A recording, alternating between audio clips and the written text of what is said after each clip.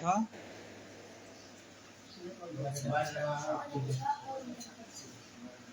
सो क्या? नारायण वर रक्षा और करा लोगे ना? वर रक्षा अगर कराना हो, कोई बुलाए पंडित जी वर रक्षा कराना है तो करा लोगे? और तिलक बाद क्या बताया जाएगा? विवाह कराना। देखो पृष्ठ संख्या खोलो 47। सर्वप्रथम क्या किया जाता है? लग्न पत्री लिखा जाएगा। लग्न पत्री लिखी जाती है। सोहम महाराज, एक लग्न पत्री आती भी है विवाह की, आपको देंगे। उसमें नाम, नक्षत्र, तिथि, वार सब उसमें इस जगह रखा रहता है। उसको केवल भरना पड़ता है आपको, तो दुकान से भी मिल जाती है। तो लग्न पत्री ला करके उसको भरा जाएगा। ऐसे रहेगा लग्न पत्री। उसको भरोगे। फिर देखो नियम क्या है। कन्या, तुला, मिथुन, धनु या विवाह में विहित जो भी अन्य शुभ लग्न हैं, जो लग्न दोष से रहित हों, कोई दोष न हो जिस लग्न में, जिस पर कोई पाप ग्रह न हो या पाप ग्रहों की दृष्टि ना पड़ रही हो, उस लग्न के क्रमांक को लग्न चक्र के प्रथम खाने में लिखकर बाएं से अगली संख्याओं को भरने के पश्चात पंचांग में दैनिक स्पष्ट ग्रहों के अनुसार ग्रहों को भरा जाता है। ये बता दिया जाएगा पंचांग से। जैसे पंचांग में देखोगे ना, सब भरना बता दिया जाएगा। जब लग्न पत्री बनाई जाती है तो लग्न पत्री के साथ साथ एक निमंत्रण पत्र भी दिया जाता है वर पक्ष को। लग्न पत्र में पीला चावल और दूर्वा, खड़ी हल्दी, सुपारी, कुछ द्रव्य रखकर उसको मोड़ करके रक्षा सूत्र से बांध दिया जाता है। और लग्न पत्री पे 5 जगह हल्दी या सिंदूर लगवा दिया जाता है। ब्राह्मण को लग्न पत्री का नेग नाई को न्योछावर दे दिया जाता है। उसके बाद में भेज दिया जाता है। तो वर एवं कन्या अपने अपने घर पर आंगन में पूर्व की दिशा में, एक नियम है, शुभ कार्य है। तो ऐसे जैसे मन खोल देते आगे लग्न पत्री खोल दिए, नहीं फोन से ही हो जाता है सब डिसाइड। 9 दिसंबर को पड़ा है विवाह, 9 दिसंबर हो गया। तो नियम आपको बताया जा रहा है, ताकि उनकी इच्छा है जैसे करें। जब तुमसे कोई राय ले तो अपने जो वैदिक विधि है उसको बताना पड़ेगा। तो ब्राह्मण पहुंचता है तो लग्न पत्री सुनाते हैं। जब लग्न पत्री सुना देते हैं फिर उन ब्राह्मण को दक्षिणा मिलता है। और वर या कन्या को कोहबर में ले जाते समय उनके आगे आगे जल की धारा दी जाती है, पीछे पीछे वर या कन्या जाते हैं। वर के यहाँ वर, कन्या के यहाँ कन्या जाते हैं। और कुछ स्थान पर ये जो लग्न पत्री आती है, लग्न खोलने से पहले चक्री पूजन होता है। चक्री जानते हो? गाँव में होता है पत्थर का, ऐसे लाया जाता है। उसका पूजन किया जाता है। और कुछ स्थानों पर जिस दिन मठमंगरा होता, मठमंगरा जानते हो? नहीं जानते? तो जानते हो? उस दिन चक्री पूजन होता है, वहीं पर रखा रहता है। सिल चक्री सब रखी जाती है ना। तो लोक रीति के अनुसार से सब जगह अलग, कुछ दिन पहले कुछ जगह बाद में कराया जाता है। तो जो जहाँ पर पूजन का जैसे जो लोक रीति हो, लोकाचार हो, उसके अनुसार ही करना चाहिए। उसके बाद में फिर नियम आता है, मंडप पूजन होता है, मंडप बनता है। इसमें हर एक स्थान पर कोई आपको नहीं बुलाया जाएगा, कुछ जगह पर खुद ही कर लिया जाता है सब। इसे मंडप आदि बनाना गांव के लोग ही कर लेते हैं।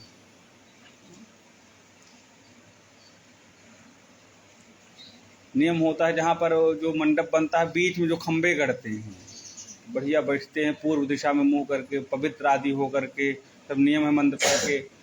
और जब गांव में वैसे करते हैं तो खुद ही स्नान आदि करके सब 4-5 लोग मिल करके अपना गाड़ देते हैं। इसमें ब्राह्मण को नहीं बुलाया जाता। तो कुल मिलाकर के जहाँ का जैसा नियम हो, यदि आपको बुलाएं तो बैठो, स्वस्तिवाचन मंगल पाठ बढ़िया से करो, भूमि का पूजन को भूम रस रीति रस विश्वधाया विश्व, हाँ कष्ट स्थापन है मंत्र ना, हाँ इससे भूमि का पूजन हो जाता है।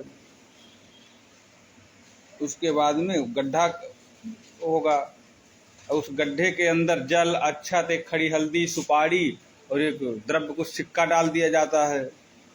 उसके बाद में बांस गड़ता है ना, बांस और वो हरीश, कहीं कहीं वो होता है हल और कहीं कहीं होता है जिससे मिट्टी लेबल करते हैं, क्या बोलते हैं, ट्रैक्टर के पीछे बंधा रहता है ना लकड़ी का मोटा सा, हाँ क्या बोलते हैं, हेंगा बोलते हैं। तुम्हारे यहाँ क्या बोलते हैं, हाँ नहीं पता क्या बोलते हैं बबलू? जैसे ट्रैक्टर होता है, फार लगा होता है जुताई करने वाला, अब पीछे लकड़ी का मोटा सा बंधा रहता है जैसे, हाँ वो ही वो करता है ना, शादी विवाह में करता है। कहीं कहीं जो पहले बैल से जुताई होती थी तो वही गाड़ते थे, जो जहाँ की जो लोक रीति हो, वो दोनों चीज, एक बांस और एक वो दोनों उसमें डाल दिया जाता है और उस पर सिंदूर से या गेरू आता है, गेरू जानते हो, उसको कलर करके हाथ से छाप बनाते हैं उस पर 5 स्थान पर। तो सुबह महाराज देखे हो, नहीं देखे? कोई शादी विवाह गांव में हो देखना, 5 लोग उठाते हैं उसको, भले एक ही लोग उठा लें तगड़े हो, लेकिन नियम रहता है नहीं कि अकेले कह दो हम तो कर लेंगे, नियम 5 लोग उस खंभे को उठाएंगे, उसमें गड्ढे में डाल दिया जाता है। उसके बाद फिर उसके चारों कोणों पर फिर खंभे गड़ेंगे, ये तो बीच में हो गया, फिर चारों कोण पर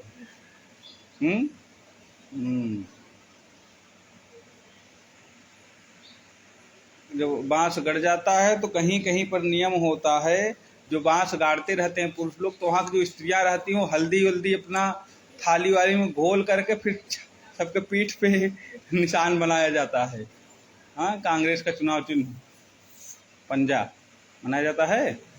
लोक रीति है, आपको बताना नहीं पड़ेगा, जहाँ जो लोक रीति प्रचलन में रहेगी वो करेंगे। फिर जगह जगह अपना जो बढ़िया सरपत आता है, सरपत जानते हो उज्जवल? नहीं जानते? अरे जिससे पहले बनता था छप्पर आदि, क्या बोलते हैं उसको, जैसे कुशा होता है इसी तरीके से होता है, लेकिन उसकी जो पत्ते होते हैं बहुत नुकीले होते हैं, नहीं जानते? पहले छप्पर बनते थे उससे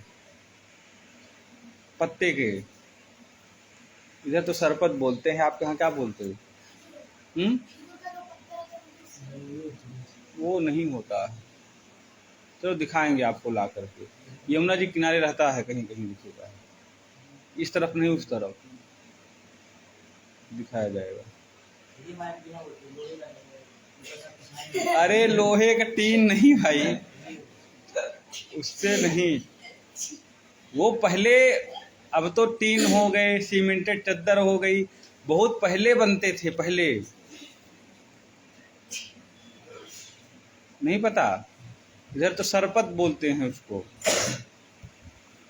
उसकी कटाई करके रखते थे, वो सूख जाता था, बांध के उसे बोझ बना बना कर रखा जाता था, कहीं कहीं तो खरीद कर लाते थे, ऊंट पर लाद के आता था, उससे छप्पर बनते थे। छप्पर जानते हो? शादी विवाह में मंडप बनने देखे हो? उस पर किस चीज का बनता है? हाँ तो वही हो, सकुआ ही बोलते होंगे आपके यहाँ, सब जगह लगे, तो उससे मंडप बनाया जाता है बढ़िया।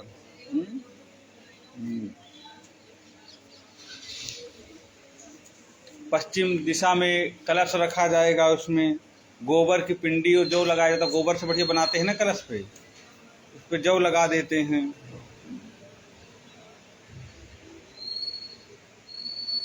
और ये सब कार्य जो गोबर लगाना, कोहबर बनाना, कोहबर बनता है, जानते हो? कोहबर जानते हो? हाँ, जो लड़का मतलब जो कन्या हो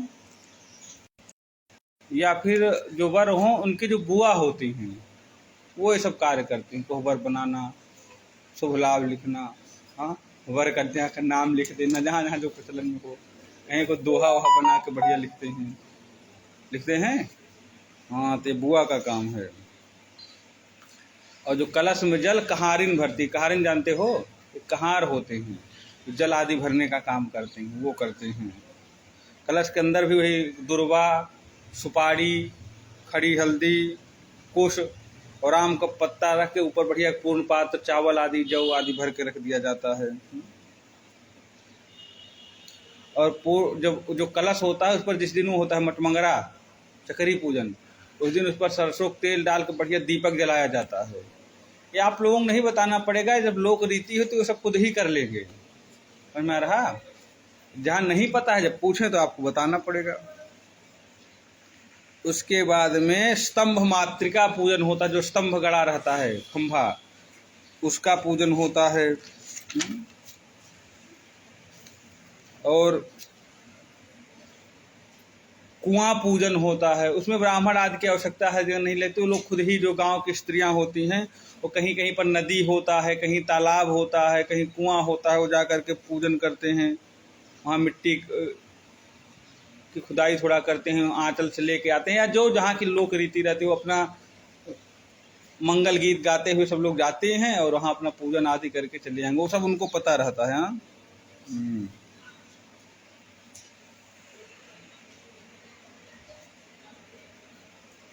उसके बाद में एक दिन होता है हल्दी तेल। हल्दी तेल होता है, कहते हैं तेल चढ़ेगा आज। हर लोक रीति होती है, उसका नाम अलग अलग रहता है।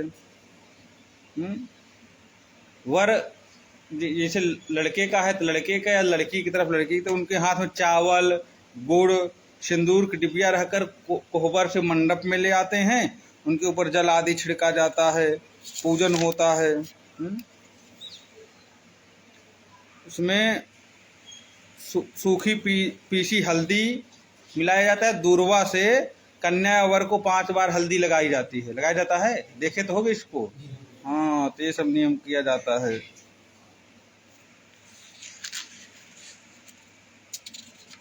जो छोटी छोटी कन्या आती हैं 5, वो 5 बार तेल लगाती हैं, वो पता का मस्तक पे, हाँ, घुटनों पे, ऐसे सब। वो वहाँ के जो लोग रहेंगे वो बता देंगे, ऐसे लगाया जाता है। जब वो लगा देंगे तो फिर जो कन्या लगाती है, उनकी जो वर या कन्या जिनके हाथ में लगाए, तो उनके हाथ में गुड़, चावल ये सब रखा रहता है। जब वो लगा के कर लेते हैं पूर्ण, तो उनको दे दिया जाता है, गुड़, चावल, कुछ दक्षिणा, ऐसे है। हाँ, जहाँ जहाँ की जो लोक रीति रहेगी उस हिसाब से इसको कराया जाता है।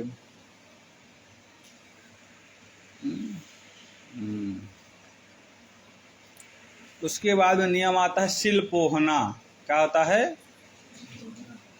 जो कन्यावर के माता पिता रहते हैं वो पूर्व पश्चिम से आमने सामने मुख करके ग्रंथि बंधन करके बैठ जाते हैं और अपने सामने सिल और लोढ़ा, सिल लोढ़ा जानते हो, जो जिसपे पहले अब तो मिक्सी आ गई है मसाला पीसने के लिए, पहले पत्थर का रहता था, फिर मसाले पिसाई होती थी, वो रखा रहता था।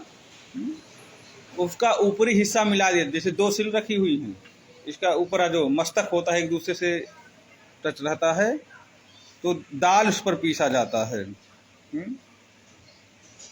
उड़द चने की भीगी दाल थोड़ी थोड़ी दोनों सिल पर पीसा जाता है। दाल जब पीसते हैं तो उनके ऊपर चुंदरी या पीली धोती से ढक दिए जाते हैं। 5 बार पीसा जाता है। हाँ, जैसे एक बार इधर पीसे, फिर घूम को उधर चले जाएंगे दूसरे सिल पे, वो इस पर आ जाएंगे, फिर वो उधर चले जाएंगे, फिर इधर आएंगे। समझ रहे हो नहीं? इसको जब जाओगे देखोगे तो समझ में आ जाएगा। 2 सिल रहता है, एक बार वो थोड़ा सा पीछे फिर घूम जाते हैं, दूसरे सिल पे चले जाएंगे, ऊपर से ढके रहते हैं। ये सब इस तरीके से किया जाता है। और नियम है कि घूमते तो रहें पीसते समय, परंतु लोढ़ा नहीं छोड़ना चाहिए। समझ में आ रहा? लोढ़ा जानते हो, जिससे पीसा जाता है। हाँ, लोढ़े को पकड़ रखना चाहिए। इस प्रकार 5 बार घूम घूम कर दाल पीसना चाहिए। और जब ये 5 बार हो जाए इसके बाद में फिर वो पिताजी हट जाएंगे, माताजी ही उनकी अकेली दाल पीस लेंगी। फिर चुंदरी हटा करके दोनों लोग देवता और जो उनके पित्र आदि होते हैं, कुल देवी देवता होते हैं, उनका पूजन होता है, मातृका पूजन होता है।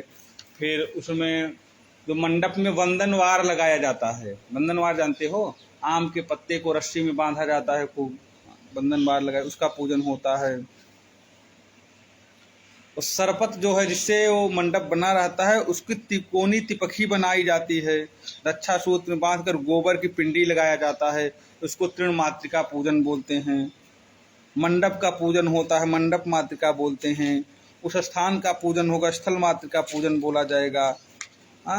फिर कोहबर का पूजन होता है, गुप्तगार जहाँ पर कन्या वर सब रहते हैं विवाह के दिन, वो पूजन किया जाएगा।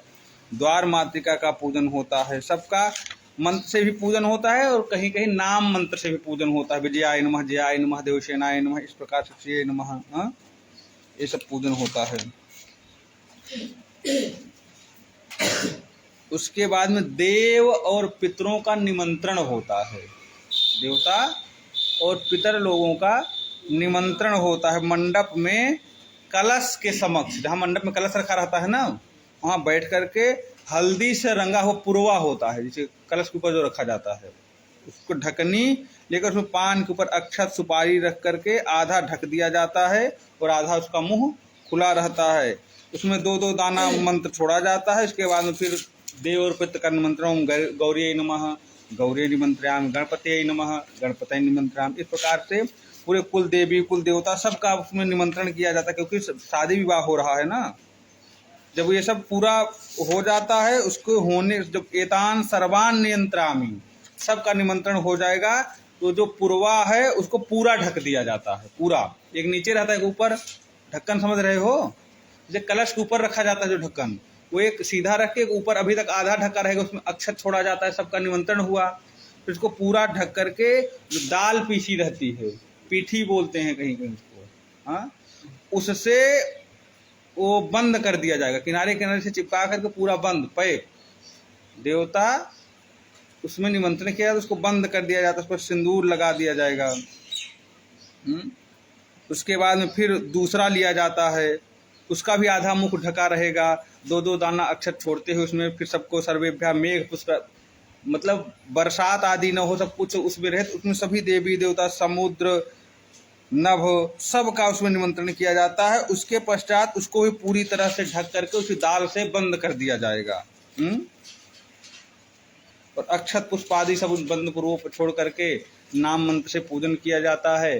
फिर नांदी मुख श्राद्ध कराया जाता है, समझ रहा, नांदी मुख श्राद्ध कराया जाएगा। नांदी मुख श्राद्ध कराने के पश्चात में फिर जब विवाह के दिन जाओगे, इधर से पहुंचोगे, वहां शरबत उरबत मिलेगा।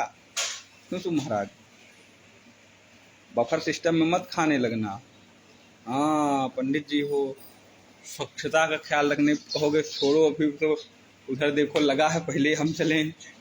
हाँ, एक बार हो जाए, देखें ढक्कन हटा हटा क्या बना है। तो तुम लोगों के लिए कहीं कहीं स्वच्छता से बनवाया जाता है अलग से, क्योंकि शादी विवाह में 2-4 लोग जो पंडित जी लोग हैं, और कुछ लोग ऐसे भी आते हैं जो नहीं खाते हैं बाहर का, तो उनके लिए बढ़िया से बनाया रहेगा। हाँ, 1 आध दिन हो नहीं खाओगे, पधार नहीं जाओगे, नहीं शुरू हो जाओ वहीं। सबसे पहले द्वार पूजा होता है। द्वार पूजा होता है, देखे हो ना। तो द्वार पूजा होगा। द्वार पूजा में कन्या के पिता जो है वर के माथे पर दही चावल का टीका लगाते हैं, आरती उतारते हैं। उनको जो रथ आता है, कहीं कहीं घोड़ी से आते हैं, नहीं कहीं 4 व्हीलर से, जैसे आएंगे वहां से उनको उतारा जाता है। तो वर जो है वो पूर्व की दिशा में मुंह करके बैठेंगे और कन्या के पिता पश्चिम की दिशा में, तो आमने सामने मुंह हो जाएगा। फिर पूजन होगा, सबको पवित्र कराया जाएगा, आचमन कराया जाएगा, संकल्प होगा। फिर ब्राह्मण वर्ण होगा, ब्राह्मण पूजन होगा, वहां पर पूरा पूजन होता है। उनको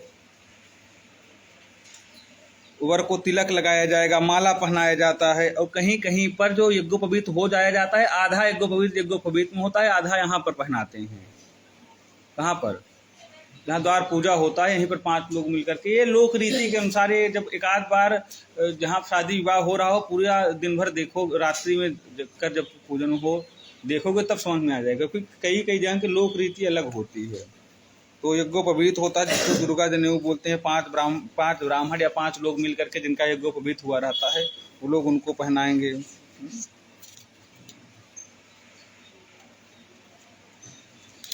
और ये सब हो जाता है, उनको वर या कन्या के जो भाई हैं, वर जो है, वर और कन्या के भाई खड़े होकर के एक दूसरे को गले मिलते हैं, उनको पान खिलाते हैं। फिर ब्राह्मण आदि को दक्षिणा दे दिया जाता है, नाई को न्यौछावर दे दिया जाता है। अक्षत वहाँ छिड़क करके देवताओं का विसर्जन कर दिया जाता है, प्रार्थना किया जाता है। उसके बाद में जो वर पक्ष के लोग रहेंगे वो चढ़ाव आया रहता है, साड़ी श्रृंगार का सामान जो कुछ लाया जाता है उसको ब्राह्मण को या नाई को जो उनको दे दिया जाता है, वो लोग जाकर के वहाँ पर मंडप में रखते हैं। फिर वर की तरफ से ताग पाट आता है, सुने हो? हाँ, वो कलश में पहनाया जाता है। वर पक्ष डाल पूजा के रूप में कन्या पक्ष के ब्राह्मण को दक्षिणा देते हैं। और जो वस्त्र आभूषण आया रहता है उसको गौरी गणेश कलश को स्पर्श करा के फिर कोहबर में रखवा दिया जाता है। और वर पक्ष द्वारा जो नया वस्त्र रहता है उसको पहनकर जो यहाँ से दिया जाएगा, फिर कन्या को उसको पहना दिया जाता है। जो नाउन होती हैं, नाव की पत्नी, उनको फिर लेकर के आती हैं मंडप में। कन्या के हाथ में चावल, गुड़, सिंदूर की डिब्बिया हाथ में लेकर ही आएंगे, सौभाग्य का सूचक माना जाता है। ऐसे हाथ हिलाते हुए नहीं, चलो चलते हैं मंडप में। हाथ में अक्षत, चावल, सिंदूर की डिब्बिया, द्रव्य आदि रहेगा। ये सब आपको नहीं बताना पड़ेगा, वो सब खुद ही आधे ज़्यादा पंडित नाऊ होते हैं, वो सब कराएंगे। फिर आएंगे जब तो उनके समय पूजन होम सर्व मंगल मांगल्ये शिवे सर्वार्थ साधके शरण्ये त्र्यंबके गौरी नारायण नमोस्तुते से मंत्र बोला जाएगा। उसके पश्चात में कन्या को आसन पर पूर्व की तरफ और वर के ज्येष्ठ भ्राता जिनका विवाह हो रहा है उनके बड़े भाई पश्चिम की तरफ मुँह करके बैठेंगे। दोनों का पूजन होगा, कुबेर आदि का आवाहन होगा। जो वर के जेठ भाई हैं, जिनको जेठ बोलते हैं कन्या के, वे अपने अंजलि से 5 अंजलि चावल, गुड़, पान, फल कन्या के अंजलि में देंगे।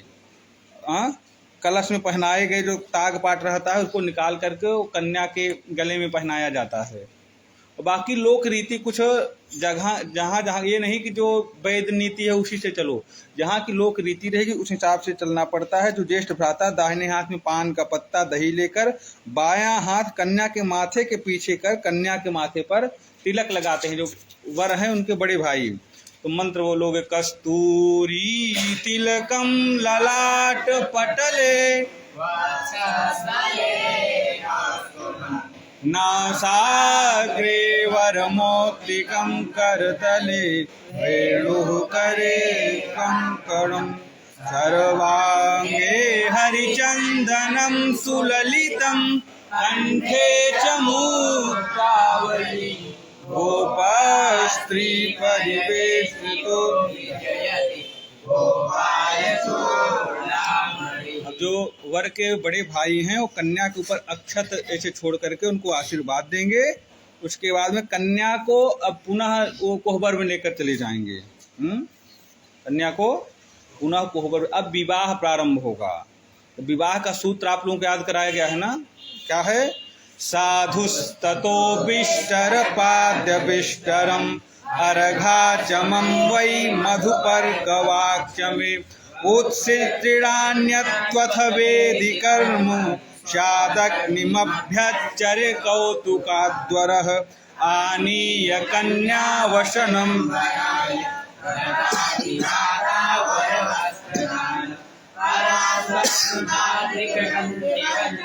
संकल्प कन्यावर्णं च होमः लाजाहुतिर्ग्राम्यवचः सुमंगली परे व्रतिपां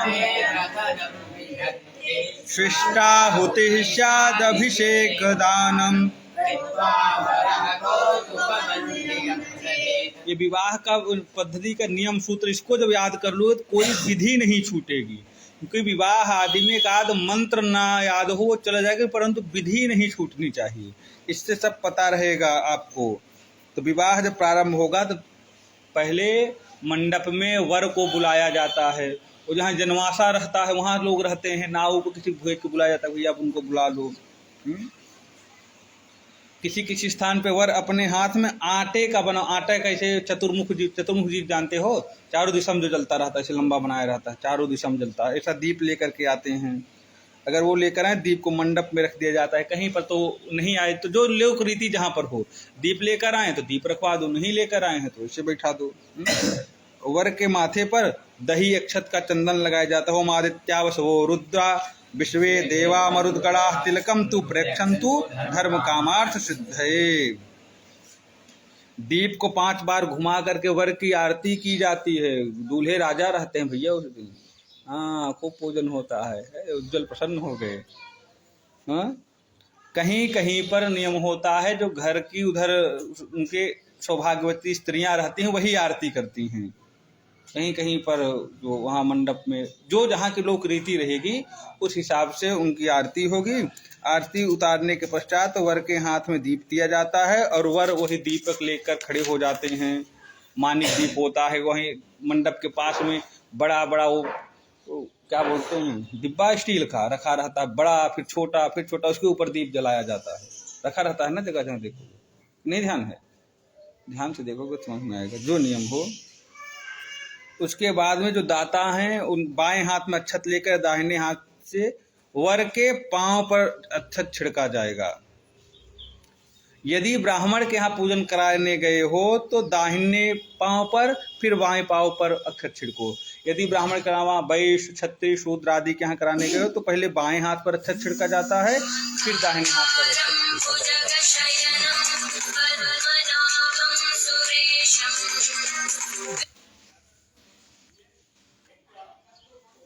कुछ क्षेत्र में कुछ जगह पर ऐसा नियम है, वर भी अपने बाएं हाथ में अक्षत लेकर दाहिने हाथ से कलश पर अक्षत छिड़कते हैं। जो जहां का जो नियम हो उस नियम के अनुसार आपको कराना है। अब जब वहां पर वर पहुंच जाता है तो नाई जो है वर के पैरों से जूता अलग करके मंडप को, उस दिन अपने नहीं सब लगे रहते हैं, हाँ जूता भी अपने हाथ से नहीं उतारना, नाई हैं जूता उतार के अलग रख देंगे। फिर लकड़ी बढ़िया नया पीढ़ा रखा रहता है, वो सुंदर, पुराना पीढ़ा नहीं, लकड़ी बढ़िया बनवाया जाता है। हाँ, उसको चारों पीढ़ा के चारों कोण पर अक्षत का पुंज रख दिया जाता है। और पीढ़े को उठाकर 5 बार गणेश व कलश को स्पर्श कराते हैं। उसके बाद में अक्षत को गणेश जी के सामने गिरा करके पीढ़ा भूमि पर रख दिया जाता है और वर का दायां हाथ पकड़कर मंत्र पढ़ा जाता है। ओम साधु भवानास्ताम आचार्यमो भवंतम। वर फिर बोलेंगे आचार्य, फिर जो दाता हैं वो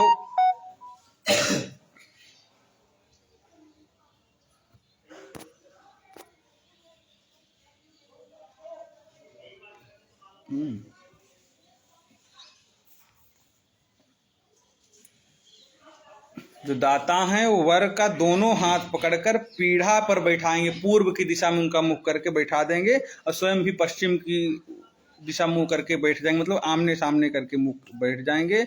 उसके बाद में आचमन प्राणायाम पवित्र आदि जो होगा वो नियम होगा। फिर संकल्प होगा, पूर्वोच्चारित ग्रह गुणगण विशेषण विशिष्टायाम अमुक गोत्र अमुक नाम नो, उनका नाम गोत्र, अमुक नाम्याः कन्यायाः अद्य विवाहम करिष्ये तत् गृहगताय स्नातकाय वराय कन्यादानांग भूतम मधुपरकम करिष्ये। मधुपर्क होगा तो जो दाता है वो हाथ में कुश ले लेंगे या कोई पल्लव ले लेंगे आम का।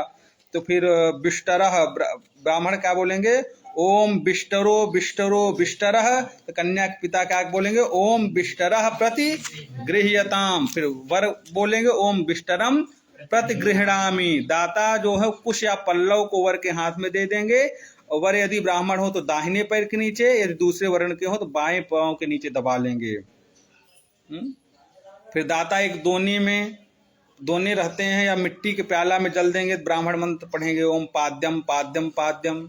फिर जो दाता रहेंगे वो बोलेंगे ओम पाद्यम प्रतिगृह्यताम, वर बोलेंगे ओम पाद्यम प्रतिगृह्णामि। फिर वर उसमें बाएं हाथ में रखकर दाहिने हाथ से 2-2 बूंद जल अपने पैर पर छिड़क लेंगे। उसके बाद में ओम विराजो दोहोश विराजो दोह मसीह मई पाद्याय विराजो दोह। वर यदि ब्राह्मण हैं तो पहले दाएं, यदि उसके बाद बाएं चरण पर छिड़के, अगर दूसरे वर्ण के रहेंगे पहले बाएं फिर दाएं, नियम है। फिर ये मंत्र पढ़ा जाएगा। उसके बाद में वर के ऊपर अक्षत छिड़का जाएगा, वर के माथे पर फिर तिलक लगाया जाएगा, कस्तूरी तिल कमलाट पटले या जो भी मंत्र हो उस मंत्र से पढ़ करके। पुष्पमाला हाथ में लिया जाएगा, वर के गले में माला पहनाया जाएगा। उसके बाद फिर दूसरा कुशा लेकर के वर को दे देंगे, वर उसको अपने दूसरे पांव के नीचे दबा लेंगे। फिर एक मिट्टी के पात्र में या फिर दोने में जल, दुर्वा, अक्षत, फल, पुष्प, चंदन आदि रख कर दाहिने हाथ में ले लिया जाएगा। ब्राह्मण बोलेंगे, क्या बोलेंगे? ओम अर्घोर घोरघः। फिर दाता क्या बोलेंगे? ओम अर्घः प्रति गृह्यताम, वर बोलेंगे ओम अर्घम प्रति गृह्णामि। ऐसा करके उस प्याले का जल ईशान कोण में गिरा देंगे और उस जो प्याला है, दोना है, पात्र है, उसको ईशान कोण में रख देंगे। और फिर एक आचमन जल लेकर के ब्राह्मण बोलेंगे ओम आचमनीयम आचमनीयम आचमनीयम। दाता बोलेंगे ओम आचमनीयम प्रतिगृह्यताम, वर बोलेंगे ओम आचमनीयम प्रतिगृह्णामि। ये मधुपर्क का नियम है। उसके बाद में एक मिट्टी के पात्र में दही, शहद और घी, दही, शहद और घी, जैसे 3 चम्मच दही, 2 चम्मच शहद, 1 चम्मच घी, ये अनुपात है। 3-2 के अनुपात में मिला करके बाएं हाथ में रख करके दोने के द्वारा उसको ढक लेंगे। फिर ब्राह्मण बोलेंगे ओम मधुपर्को मधुपर्को मधुपर्कः। फिर दाता बोलेंगे ओम मधुपर्कः प्रतिगृह्यताम। फिर ओम वर बोलेंगे ओम मधुपर्कम प्रतिगृह्णामि।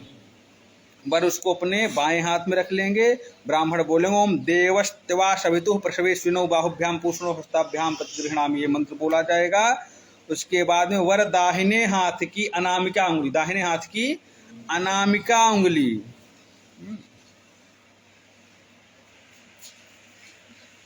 और अंगूठे से मधुपर्क को 3 बार मिलाकर सामने भूमि पर छिड़क देंगे। ओम नमः श्यावश्यायान्नसने यत्तावद्धम तत्ते निष्कृंतामि।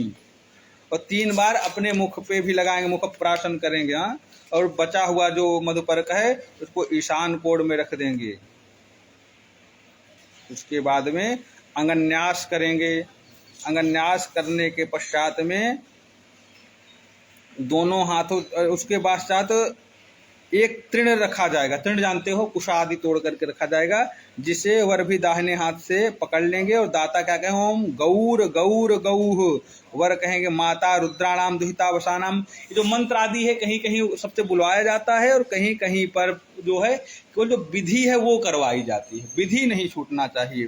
तो दाता उस तृण को तोड़ देता है, वर दाहिने हाथ से तृण को तोड़कर ईशान कोण में फेंक देते हैं। उसके बाद में पंचभू संस्कार का संकल्प कराया जाता है वर के द्वारा। अग्नि स्थापन होता है।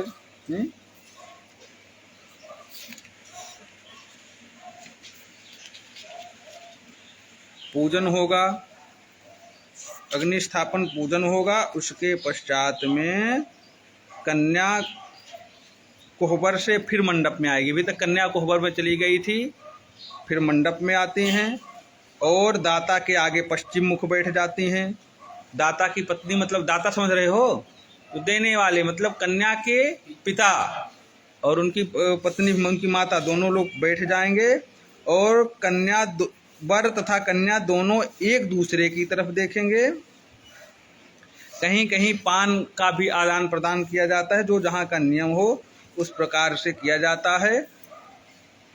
तो जो कन्या के माता पिता हैं उनकी गांठ जोड़ दी जाती है, पितर खुलवा दिए जाते हैं, पितर जो बंधे रहते हैं उनको खुलवा दिया जाता है। वर तथा कन्या के हाथ में चावल, गुड़, द्रव्य ये सब दिया जाता है। उसके बाद में वर पक्ष के द्वारा साखोचार किया जाता है। शाखोच्चार में सबसे पहले वैदिक मंत्र बोला जाएगा। कोई भी एक वैदिक मंत्र, मालूम जागृतो दूर मुदयति दैवम, हाँ, कोई भी एक वैदिक मंत्र बोला जाएगा। उसके बाद में फिर क्या बोला जाता है, एक मंगल श्लोक, जैसे ओम गौरी नंदन गौरवर्ण वदन